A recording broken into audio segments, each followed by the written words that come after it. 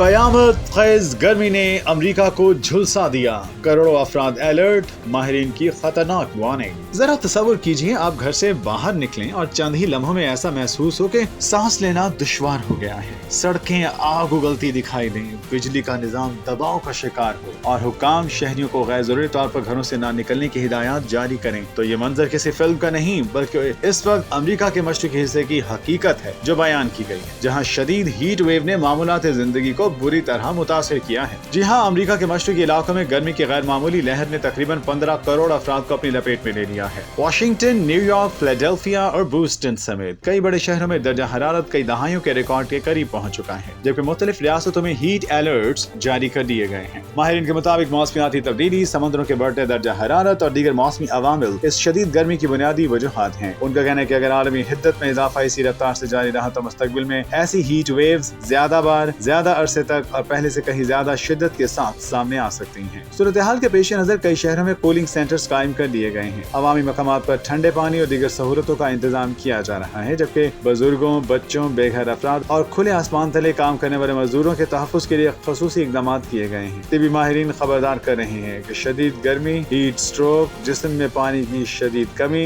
दिल और सांस की पेचीदगियों समेत कई जानलेवा मसाइल पैदा हो सकते हैं। इसीलिए शहरियों को हिदायत की जा रही है कि धूप में गैर जरूरी आमदरफ्त से गुरेज करें, पानी का ज्यादा इस्तेमाल करें और एहतियाती तदाबीर पर सख्ती से अमल करें।